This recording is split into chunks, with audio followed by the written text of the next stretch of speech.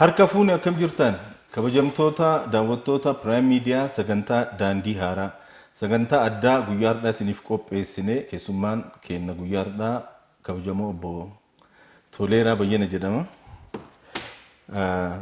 Toleeraan maatii Prime Mediaati.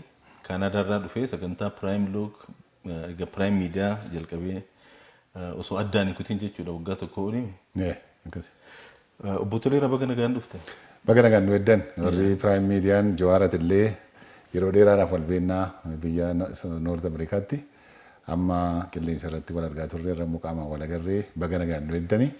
Tiimii Prime Media keessumsiisuu isin nu gootan hundumaaf galanni isiniif haa ta'u jedha. Yeroo meeqa booda biyya deebitee mees achirraa haa eegallu?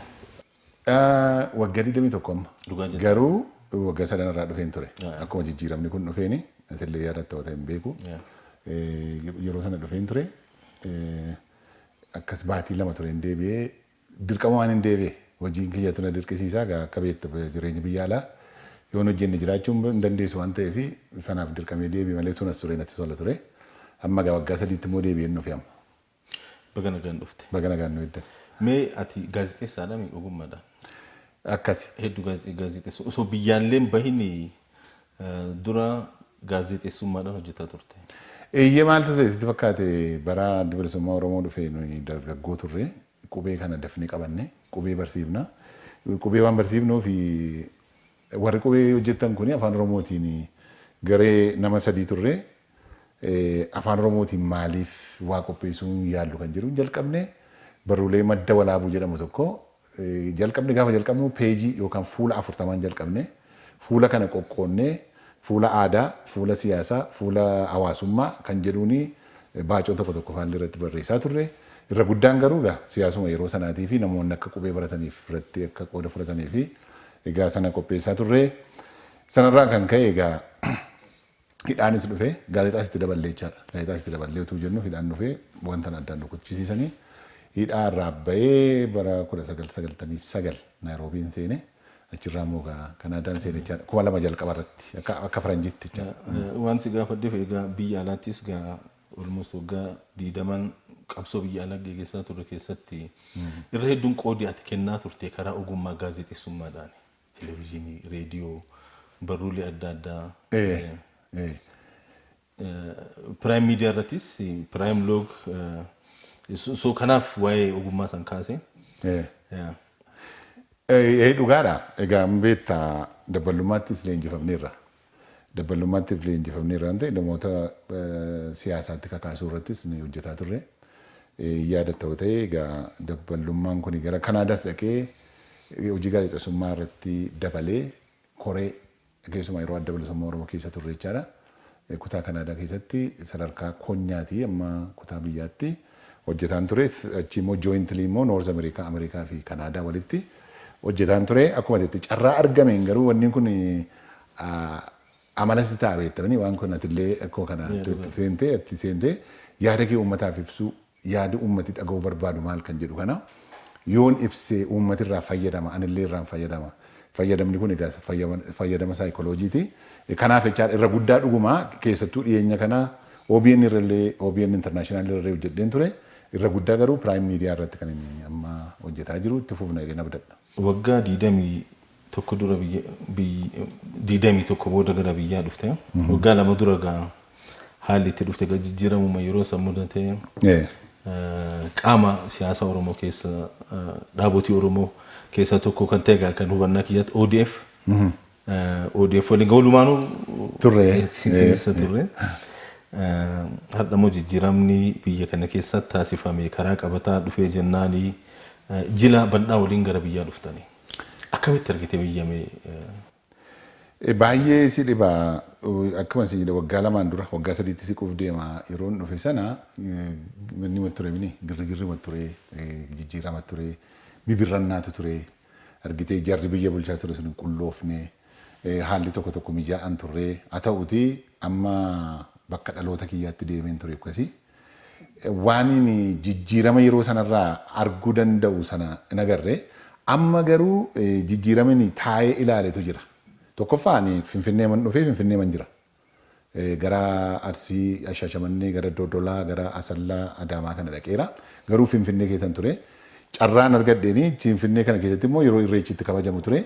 Sun waan baay'ee na agarsiise. Sadarkaa Oromoon irra jiru guddisee na agarsiise. Baay'ee waan hin yaadne ol arge. Exaggeration fakkaata namootatti. Maaliif adeemsa qabsoo keessa ture keessatti wal jajjabeessuuf exaggerate goona dubbii tokko oofnee bakka inni jirree fuunee sanarra keenyeetu oofna. Garuu isa miti nammaa kun keessattuu waan aadaan Oromoo bakka aadaan Oromoo Finfinnee keessatti ka'e. Finfinnee keessatti bara sana listiroota uufuu afaan Amaaraa beekuu sirra jiraata. Afaan Oromoo dubbatan listiroota hin dandeessu. Namni dhufee kophee si'a ta'uuf sisoonni. Listiroo waan xiqqoo namni egaa. Taaksii keessatti afaan kanaan walitti haasa'uu hin dandeessu. Amaariffaa caccabaa kanaan walitti wanni taate. Aadaa keetiin boonuu dhiisii aadaa kee dubbachuu hin dandeessu.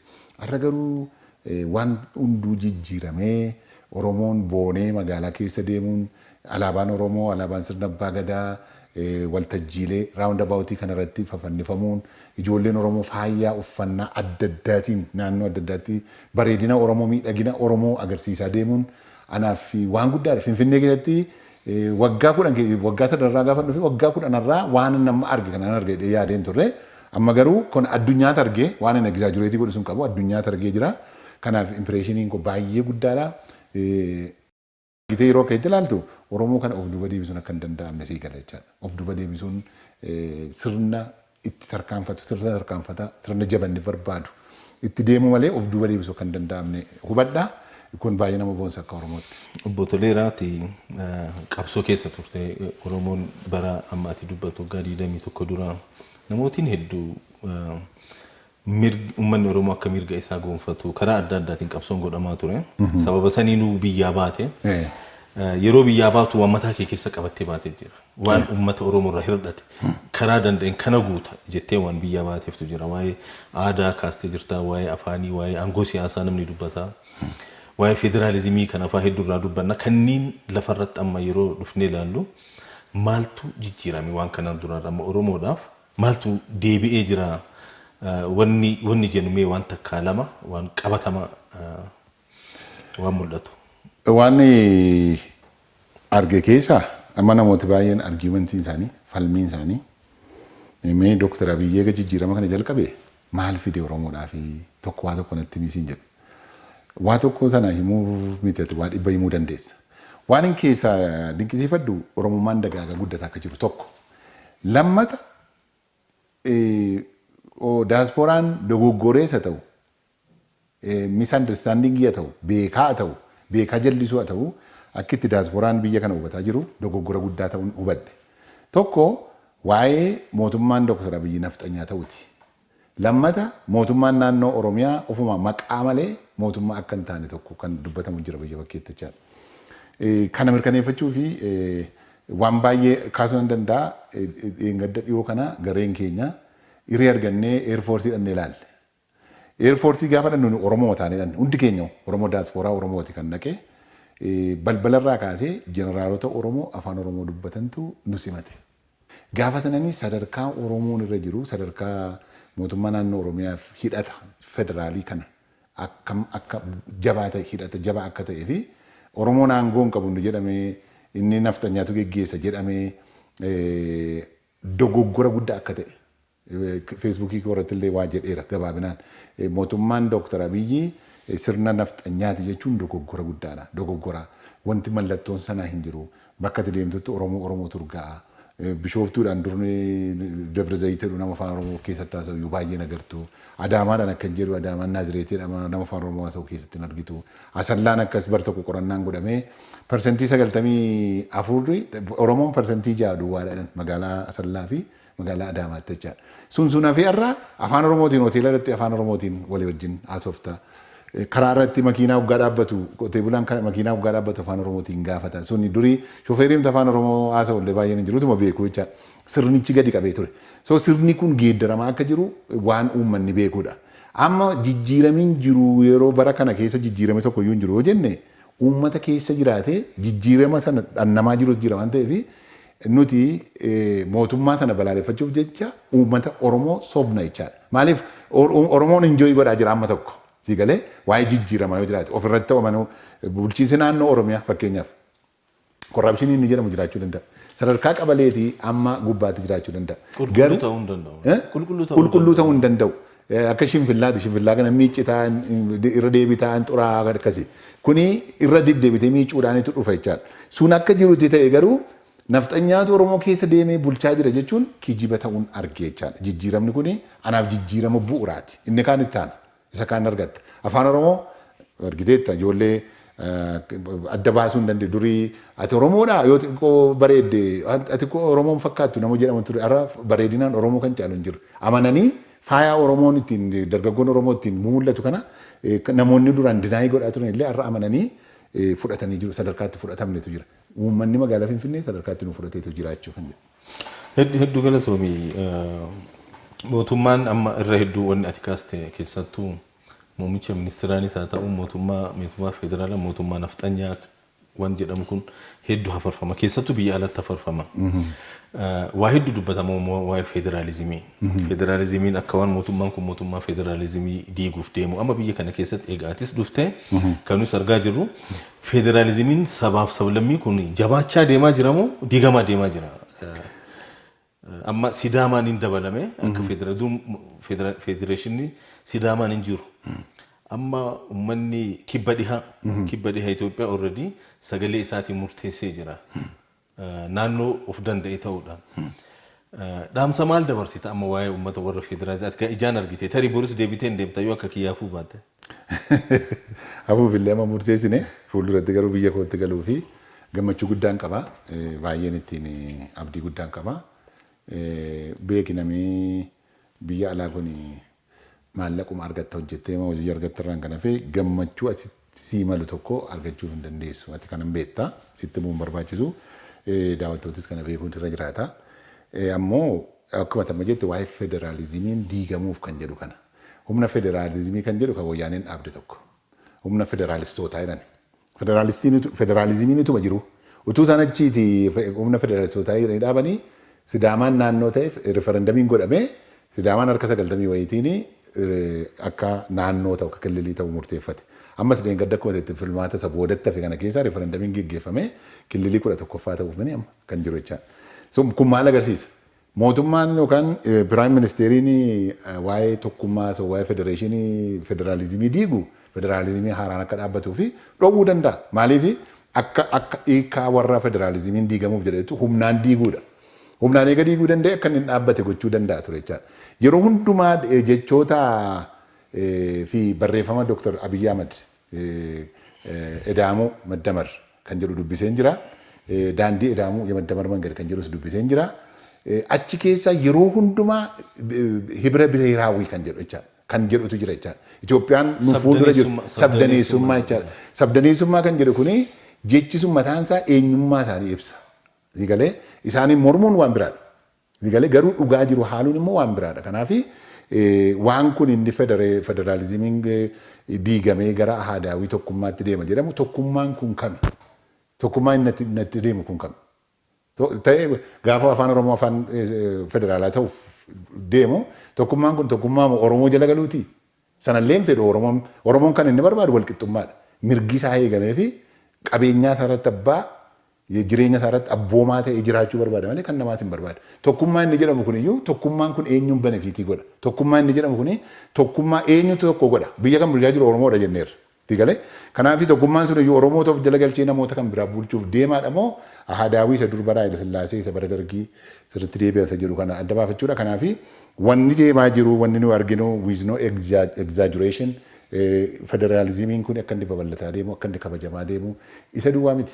Warra amma karaa kibbaa kana warra Sidaamaa kana warra Gaamoo kana warra Walaayittaa kana arginee turre hoteela nuyi qubannetti Sidaamaan faashin shoo qabaachaa turan Walaayittaan akkas turan yeroo laallu konfiidensii mootummaa kanarraa qaban bulchiinsa akkasii of danda'anii bulchuu jireenya isaanii keessatti akka hin agarre amma konfiidensii akka isaan federeeshinii kanarraa qabanii kan Oromoon egaa mirga isaa eeggatee mirga namaatti akka kabaju agarsiisaa jira kan jedhuun qaba. Bara 1993 yeroo adda bilisummaa Oromoo biyya keessa jiru irraa kaasee mootummaa ce'umsaa keessaa bahe irraa kaasee magaalaa Finfinnee keessa turte. Bara 1999 biyya bahe jette. Akkasuma yeroo san keessatti gaa maal nu yaadachiiftame anis yeroo san already biyyaa bahee ture. Dhiibbaa mootummaan wayyaanee yeroo sanii uummata Oromoo irratti keessattuu adda bilisummaa Oromoo irratti dhiibbaa guddaa godhamaa ture. Hoggan adda bilisummaa Oromoo almost dhaqqaban ni hidhanii, gaazexeessitoota ni hidhanii, barsiisaa ni hidhanii, weellistoota Oromoo ni hidhanii, hagaafan biyyaa ari'anii. Atis hidhaa keessa turte. Dhiibbaa wayyaaniin bara san maqaa adda bilisummaa Oromootiin sabboontoota Oromoo uummata Oromoo irra godhaa ture akkamii yaadatta? Kana waan si gaafadheef dhaloonni ammaa kun waan kana beeku yaada. Maal nuun jedhanii wayyaanee waggaa maayyii kudhan kana ilaalanii bara yeroo wayyaanee biyyi nagaa ture Oromoo homaan goone jedhan. Waan yeroo san wayyaaneen Oromoo godhaa turte maal nu yaadachiifte? Kana gaamman yeroo sana dargaggoo akka ijoollee qeerroo amma jedhamanii waggaa 20moota jalqabaa keessan ture. Hubannaan amma qabaadhu alas hin qabun ture. Hubannaa siyaasaa, hubannaa jireenya hawaasummaa amma qabaadhu alas qabaachaan turre. Nama akkuma Oromoo uriin dabaleen akkuma barachaa deemteen akkuma muuxannoo argatteen akkuma waa dubbisaa deemteenitu waa barataa deemta adda baafataa jira. Sadarkaa beekumsa kootii yeroo sanarra taa'ee garuu gaafa ilaalu mooraa keessatti qubee barsiifname. Qubee kanatu dafee nuu gale namoota sadii nuti. Tokko lubbuun isaa maaru ama lubbuun isaa jannataa galu hunda isaa waaqayyaa nama jedhamu wanni kan ture. Kumsaa Biraayyuu kan jedhu immoo wanni jira Awustiraaliyaa jira. Barsiisaa turre qubee kana barsiisaa turre. Yeroo sana bilisummaan nuti qabnu mooraa sana keessa ture. Mooraadha galgala gadi ba'uu hin dandeenyu. Wayyaa dabballee uffanna waan turreef. Maaliif gadi ba'uu hin dandeenyu wayyaaniin ala kanaati adda bilisummaa Oromoo ofiisa qaba jettee achi keessatti hiiteetu bakkee kana sitti to'atee jira jechaadha. Kanaaf akka carraa yuunifoormii sana geeddarattee namoota hawaasa dhufanii adda bilisummaa Oromoo dubbisuuf ofiisa dhufan irraa wajjin walitti makamte yoo baate irraan kan hafe bilisummaan sun hin jiru jechaadha. Sun sana eega adda bilisummaa Oromoo dhiibamee jechaadha humnaan wanni kana keessa mootummaa ce'umsaa sana keessaa immoo bilisummaa wanti jedhamu afaan Oromoo haasofnaan keessattuu afaan Oromoo qulqulluu akka nu amma haasofnu kana jechaadha. Isaan dura beekee afaan Oromoo baay'ee wal makee sadarkaa baduurra ga'ee ture jechaadha.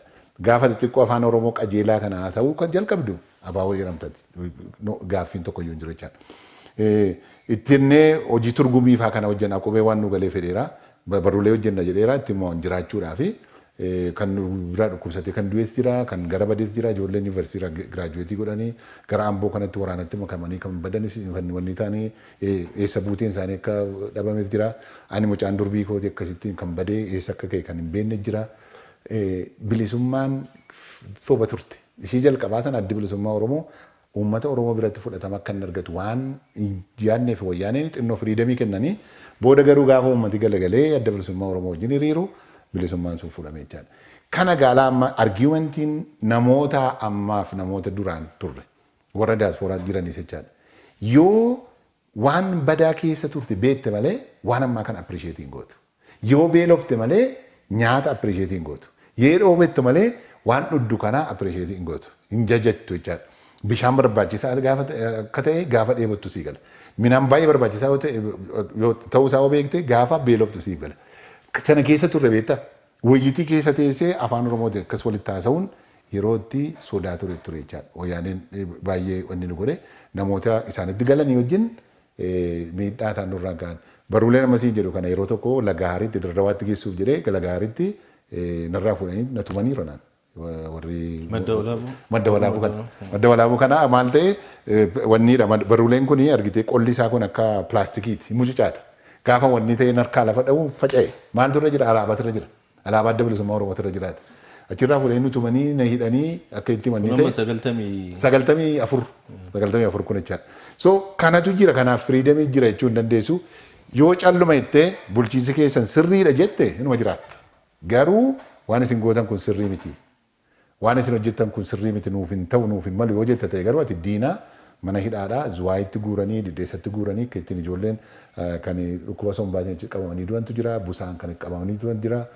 Warra akka Dr. Jamaal fa'aa kun immoo zuwaayii fa'aa turanii Jamaal kan gamtaa kan amma Ingilizii jiru jechaadha. Isaan immoo rabbii isaan gargaaree sarvaayivii godhanii nullee egaa karchallee asitti dhabne xinnoo rilaatiivlii xinnoo karchalleen magaalaa Finfinneedha wayya'u warra kaan irraa jechaadha. Akkuma fedhettuu wayyaa jecha manni hidhaa mana wayiidhaati garuu wayyaa. Kan jedhudha kanaafi differensii guddaa wayyaanee amma gaa isatti wallaale nami beekte mootummaa jechuun kan si qaxaqqatee kan si tumee kan si ifatee bulchu waan ta'eef inni amma yeroo waan jaallatte haasoftu kun godhu mootummaa miti. Mootummaa jechuun isa hirree qabu sana kan jedhan namoonni giddu galattoonni ta'aa jiru. Karaa biraatiin gamma warri wayyaaneedha. Wayyaaneen bifa saniin namni seenaan ni dubbata dhugaa dubbachuu fi maqaa adda bilisummaa Oromootiin Oromoota miliyoonaan lakkaa'aman dararaa turan yeroo san ka hidhame ka biyyaa baqatee hunda dabalatee jechuudha. Hadda seenaan garagalee maqaa adda bilisummaa Oromootiin namootiin socho'an wayyaaneedhaan walii galan waan jedhan dhageenya. Yeroo kana dhageettu maal si dhagahame mi'aate akkamiin ilaalta? Anamma yeroo san qofa osoo hin ta'in san boodas waggaalee biyya alaa turre adda bilisummaa Oromoo kan akka fuuldura qabannee mootummaadhaan lolaa turre waan dandeenyu hunda gumaachaa turre. Har'a galagalee namootiin maqaa adda bilisummaa Oromootiin alaabaa adda bilisummaa Oromoo qabatanii wayyaanee alaabaa wayyaanee ka miidhaa daangaan qabne gaa bar diinummaa wayyaaneen diinummaa isa maayyee Oromoo irratti hojjette. Oromoon biyya keessatti osoo hin ta'in biyya ollaattu akka nagaan hin jiraanne godhaa ture yeroo isaa. Keeniyaa keessatti Oromoo rakkataa ture. Akka Tasfaa'uun Camadaafaa jaatanii Aliifaa achitti ajjeesan. Somaalee Maqdishoo Mul'isa Abbaa Gadaa achitti deemanii ajjeesan. Jaaldaawudiin iyyuu qabanii turan. Jaaldaawudiin Naayiroobii qabanii turan. Naayiroobiitti qabanii hidhanii turan. Naayiroobii qabanii hidhanii gadhiisan isa gadhiisan. Isa gadhiisan. Warra Eertiraatu gargaaree gadhiisanii jedhan amma immoo iccitiin garee yeroo bahu warruma wayyaaneetu gadhiiseen illee warra jedhu jira. Ta'uu danda'e. Waan hedduu jira. Kumsaa Gadaa Naayiroobii achi qabanii. Nama Qaadishootti. Hoogganoota adda bilisummaa Oromoo kaatii beektu akka Leencoo Lataa fa'aa biyya Kaanaadaa biyya Awurooppaa irratti akka viizaan argannee socho'uu dandeenye. Kun diinummaa isa maayyiiti. Humna akkanaa waliin warra araaramee hojjetu fa'aa biyya alaarra dhageenya. Ameerikaa fi Awurooppaa. Asiillee waan akkasii dhageenya. Waan kana akkamitti ilaaltame? Kana beektaa yeroo dhageenya sana riyaakshinii keenya piraayim loogii irratti simnee turre waan ifaadha kun. Waan ifaadha. Jaroota kana warra akka jedhanii barreessan kana piroofaayilii isaanii jala deemtee waggaa tokko lama yoo ilaalte warra duruu ogummaadhaanii wayyaaneen bineensaa jechaa turan jechaadha. Wanni ta'e hiika ishee diina kootii fira kootii jedhan tokko hiika sanatu akka malee itti fayyadaman. Amma yoo piroofaayilii isaanii ilaalte namooti kun maal hojjetaa turan? Innumti isaan geggeessu kun waa'ee wayyaanee maal jedhaa ture? Yoo jettee ilaalte waan isaan jedhaa turantu jira. Wayyaanee sanatu dhaqee qalbii jijjiirratee bifa jijjiirratee nama biraa ta'ee maleekaa ta'ee dhufamoo wayyaanee masana nu wayyaadha. Kanarraa Dr. Abiy Ahmed nu bushuurraa wayyaanee masana nu wayyaadha kan jedhudha kan gaaffinatti ta'anaaf.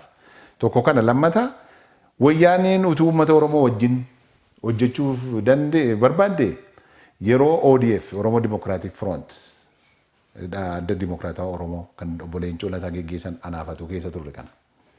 Barataan Finfinnee dhufanii sagantaan keenya walitti siqa cunqurfamuun keenya wal fakkaata waliin bareenna waliin hojjenna attokkicha jijjiirama fidaa hin jennu suuta jijjiirama finnee federeeshinii ammaa kana hin diignu federeeshinii kana dimokiraatessuu qabna yeroo isaan jedhanii dhufan ijaarsaa guyyaa 3 gidduutti biyya kana ari'an jarri kun. Jarri yeroo sana waggaa aangootuu qabani waan hundumaa gochuuf utuu danda'anii godhan kuni har'a akkamiin fira kee ta'anii sii lolu. Baay'ee kan si aarsu immoo jara kana akkittaan justify sii godhani. Maali wayyaanee akka aangootti deebituu kan barbaadan ogaa lakki wayyaaneen fedhii Itoophiyaa bulchuu hin qabdu. Isheen jissiteetu nutti laatti deebite. Maalni gogumaan akkasii yoo inni du'ee sii kennee deebi'u. Maaliif immoo sii duute eegan qabattu ta'e maaliif lolti? Loojikiin akkasii akkamitti hojjetama? Ati immoo yoo amma yoo teessee carraa sana eeddamee wayyaanee yoo nama kana kuffiftee nuti itti darbeetti qophii qabdaati tokko. Baay'ee kan si dhibu jarri kuni opereeshinii 3 maqaadhaanii labsan. Opereeshinii Nadhii Gammadaadhaan Arsiidha. Nadhii Gammadaa yoo tuuf gara balleesse wayyaanee. Opereeshinii Laggasee Wagii jedhan Laggasee Wagii ganda qotee bulaa keessa deemee kan ajjeesee awwaala dhowwate wayyaanee. Opereeshinii yoo kan biraan. Taaddasa Birruu jedhan Elamoo Qilxuu kan jedhan inni isaanii ishee naannootti ittiin ejentii qabaachuu fi akka goonee Finfinnee kana sarkilii keessa galchineerraa boraddanaa naqamteen qabannaa achii immoo dassee qabama jedhaniifa barreessu jarri kun. Egalee amma loojikiin isaa akkamitti wanti tokko waan fakkaatu waan hin fakkaanne loojikaalii beekuu dandeessa miti ati. Amma jarri kun maaliif qabsaan kan jedhu mormiin qaban. Garuu waan fakkaatu waan hin fakkaanne akkamitti adda baasuu dadhabdaadha. Akkamitti diina uummata Oromoo walii gala, diina uummata Itoophiyaa walii gala, Itoophiyaa walii galee kan irratti duulu irratti, Itoophiyaa walii galee ijoolleen xiqqoon tun itti duulle jedhee yeroo ka'u keessatti diina uummata Itoophiyaa guutuu irraa wajjin alliyaansii uumneetu biyya kana bulchina jechuun maraatummaa natti fakkaata. Qabsaa'uun waan biraan bareedanii qophaa taatullee kaayyoo keetiif dhaabbattee amma dhumaatti dhaabbachuun waan gaariidha. Kabajaa yoo argatte mootummaa kana biraayyuu negosheetii gootee dhufuu dandeessa yoo jabaatte. Garuu inni akka kana wanni kana wajjin hidhatan kuni dhugaadha poolitikaa Oromoo keessatti fudhataman qabu. Naamusa dabballee adda bilisummaa Oromoo sirriitti hin beekaa. Naamusa waraana adda bilisummaa Oromoo sirriitti beenna dubbifnee beenna. Kaayyoo naamusaa isaanii beenna. Dambii adabaa isaanii beenna. Seera adda bilisummaa Oromoo beenna. Sagantaa siyaasaa adda bilisummaa Oromoo beenna. Kana keessatti addi bilisummaa Oromoo kan nama kanatti waggaatti dheerate iyyuu hirkannu ofirratti hirkannu namatti hin hirkannuudha. Wayyaanee ishee badii kana dhiisiiti mootummaa Ameerikaattuu hin hirkannu jedhee addi bilisummaa Oromoo ofiin dhaabbataa ture jechaadha. Kana yeroo argitu gaddeebii abdii kutannaatti natti mul'atan. Duuba jarri kun warra maqaa adda bilisummaa Oromootiin socho'u malee adda bilisummaa Oromoo miti. Caasama wayyaanee caasama warra juuntaa kana isa haaraa hojii jechuu dandeenya. Isa sana jechuuf jarri kun egaa adda bilisummaa Oromoo keessa turan. Garuu hidhati isaan qaban tokko baruma nu dhufne waggaa lamaan sadan sana wayyaaneen akka impaawarii isaan goote jechaadha. Akka carraa gaariitti fayyadaman jarri kun. Akka carraa gaariitti fudhatan. Sila kana barbaanna miti. Rakkinni guddaan beektaati. Buusiin ala teenyee buufnu meeshaa nuu bituu dadhabee of dadhabnee qallaba miseensotaatii fi meeshaa bitachuu dadhabnee rakkoon keenya inni guddaan meeshaa bitachuudha gaafa jedhamaa ture inni beekta. Amma garuu wayyaaneen of oolchuuf jettee biyya akka jeeqamuuf jettee meeshaa kanatti wanti darbatte natti fakkaata. Natti fakkaata miti shuurii ta'een dubbadha. Inni kun egaa silayyuu kana barbaanna qabanii kan jiru xinnoo impaawarii isaan godhe. Kanaafi wanni isaa hidhachiisuu isaa keessatti bobbaasuu isaa keessatti wayyaanee harka qabdi 100% harka qabu jechaadha. Isaantu ijaaree garuu dhuguma durayyuu jira ture humna hin qabu ture jechaadha. Lakkoofsa namaatiin hidhannoodhaan loojistikiidhaan humna hin qabu ture malee jira ture miseensa adda bilisummaa Oromooti. Kanaaf adduma bilisummaa Oromoo kabajamaa sana gara kanatti yeroo geeddaranitu si aarsa. Utuu silaa dhaaba biraa ta'anii waa'ee isaa hundi dubbannu beekta. Adduma bilisummaa Oromoo sana alaabaa jaallatamaa dhaabichaa sana fuudhanii isa kana wayyaanee wajjin hiriirsuutu si aarsa jechaadha. Isa kana egaa walitti hidhata qabu akka carraa amma wayyaaneen ijoolleen kun ijoollee Oromooti yoo haa jennu ijoollee Oromooti. Carraa amma wayyaaneen isaaniif fayyadame kana mootummaa maaliif itti fayyadamuu dadhabe? Mootummaan maal hojjechuu qabaa ture waan kan argite ijoollee kana dubbisee gara karaa nagaatti galchuudhaan yookiin waliin hojjechuudhaaf maaltu irraa eegama? Gaaffiin guddaan namoota kaanii Dr. Abiyyi irraa komee qabanii ati Eertiraa fi wayyaanee Itoophiyaa kan waggaa 20 wallee wanni ta'e kan uummanni 70,000 walitti dhume eega walitti araarsite Saawus Sudaaniin nattee eega walitti araarsite biyya rabaa dhaqee wanni tokko konfiliiktii tokko eega furuu danda'e maaliif isa kana dadhabe kan jedhu gaaffii ana dabalate gaaffii keenya. Ammoo waan dhugaa tokkotu jira. Wal tuffachuutu jira. Waan biraa dhiisiiti ati. Qawwee fudhattee daggala galuuf sadarkaa ammarra jiru jechaadha. Waraana makaanaayizidii miti waraanichi lafa qabatee iddoo dhuunfatee jiru miti waraana yoo olii gad deddeemee wanni ta'uudha waan ta'eef yeroo fedhayyuu ammati yoo fincilte gadi ba'uu dandeessani kun hin darbu. Nama kanaaf garuu carraa kennuu fiitirra turedha amma kan hin jedhan. Carraa yoo xiqqaate waggaa 5 kennanii fi akkuma isaan jedhan kana nafxanyummaa kana aadaawii kana maaloo kana yoo deema ta'e nama hundumtuu waliin itti qabsaa'uuf deema jechaadha. Carraa kana laanneef. Carraa kana kennuufii dhabuun immoo tuffii natti fakkaatan wal tuffachuu wal kabajuu dhabuu. Yoo warran itti tuffadde yoo warran hooggana kee fudhadhu ta'e borii san gaafa mootummaatti dhufuun nana jala jiru na kabajuuf hin deemu. Maaliif kanan barsiisaa deema waan ta'eef wadbisaa jira waan ta'eef. Kanaafi wal tuffiitu jira. Waan tokko moo yaadadhu. Jarri kun Oromoodha. Eertiraadha akka itti galan qabu. Waadaa walii galan qabu. Akka Oromootti waliin ajjeefnu. Oromoon cunqurfameera. Alagaanuu ari'aa ture. Alagaanuu ajjeesaa ture. Nu waliin ajjeefnu kan jedhu wal qusachuunis hin jira. Garuu gara seera kabachiisuu mootummaa geggeessuutti yeroo dhufu immoo yeroo itti dirqama ta'u jira. Kanaaf wal qusatan jedheen yaadaan. Hedduu galatoomii dhumarratti mootummaan filannoo biyya kana keessa godhame waggaa 3 muummichi ministeeraa gara aangootti eega dhufe waa hedduutu biyya kana keessatti ture. Deemee filannoon godhamee mootummaan haarawaa ijaaramee jira amma biyya kana keessatti. Akkamitti guyyaa sanis as turte. akka carraa hidha laga Abbaayis deemtee warra argisiisi deemtee turte. Mee kana laalchisee maaltu si dhagahame? Haala mootummaan haaraa ijaarame mootummaa Oromoodhaan hoogganama. Mootummaan federaalaa namni gariin maaliif ebeelu ta'ee ebeelu Amaaraa ebeelu Guraageedha jedha. Biyya kana uummata hundatu waliin qaba. Oromoon qofti mootummaa federaalaa qabatuu hin danda'u.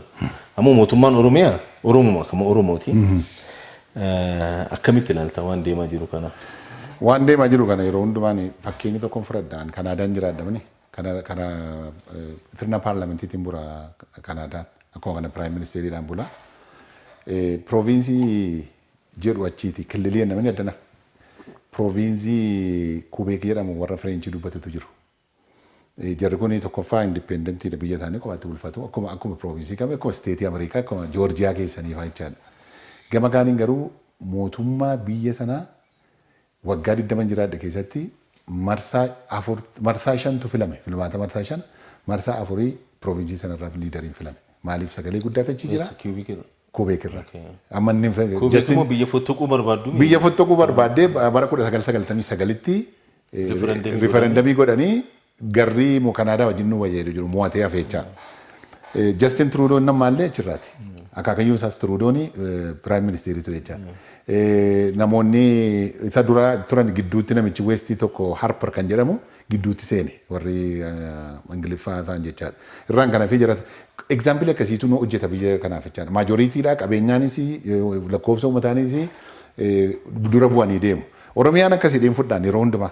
Oromiyaan akka kanatti liidii gochuu dandeesse. Oromiyaan of dandeessee Kubeek of dandeessee Kubeek keessatti afaan official language Frenchidha. Inni dura. Kanaadaa taa'ee keessatti English and French jedhama. Inni sun warri sun kabachiifatanii jiru. Oromoon illee akka kana. Afaan Oromoo Oromiyaa keessa godhatte afaan Oromoo haasofta. Gaafa federaal dhuftu lamaanuu haasofta. Olterneetiivii yookaan taa'aa maltilinguwaalii ta'uu danda'a kan Itoophiyaa. Kan Kanaadaa lama qofa. Kanaaf baayiliinguwaaliidha inni baay'ee tanaa ol ta'u immoo baayiliinguwaalii ta'uu danda'a. Isa keessaa hangafti afaan Oromooti. Afaan Amaariffaa wajjin walqixa jechaadha. Duruma walqixa ilaala. Afaan Oromoo caala afaan Amaaraa caala kan jedhu jiru walqixa tajaajiluu danda'u filmaata keeti. Isa kamiin tajaajilamtaan isa tajaajilamuuti jechaadha. Kun waan tokko waan fuulduratti arginu. Pruufii gochuutu irra jira. Mootummaan haaraan kun kanaan dura legitimeesiitu ture dubbii legitimeesiitu ture. Kanaan dura nuyi ceesisaa jirraatu ture. Maandeetiitti nutti hin kennamnetu ture. Amma garuu uummatni Itoophiyaa guutuun maandeetiitti kennateera. Kanaan dura hojii isaanii kana booda hojii isaaniitiin pruufii nuuf godhuuf jira. Kun gara mootummaatiin abdii guddaan irraa qaba. Waan isaan irraa. Paablikii mattuu waan isaan irraa akka nama gaazexessaa tokkootti akka nama muuxannoo siyaasaa qabu tokkootti kan irraa hubadha. Gama kaaniin gara Oromiyaa keessa godhatte carraa argadheera duraan sitti meera Shaashamannee fa'aa dhageera siin jedhe. Maqiirraa kaanee bulbulaa, dodolaa, Shaashamannee gara Asaasaa, Boqqojjii keessa baanee amma Asallaatti dhufne jechaadha. Qamadii kanaan footoo kaasuuf maxxansu seena dura. Garuu waanuma Kanaadaaf Ameerikaa gidduutti hoggaa diraayivii gootorti jettanii bitaan mirgaan akka walitti aanee qonnaan jiru kuni biyya kanatti argeera. Abdii guddaa naaf kenna. Gaadhaa lakki. Maaliif poppuleeshiniin keenya 1,220,000 siqaa jira. Kanaadaan beeki miliyoonii 36 akka kana ta'ee quufanii irraa persentii 3 duwwaatu qota.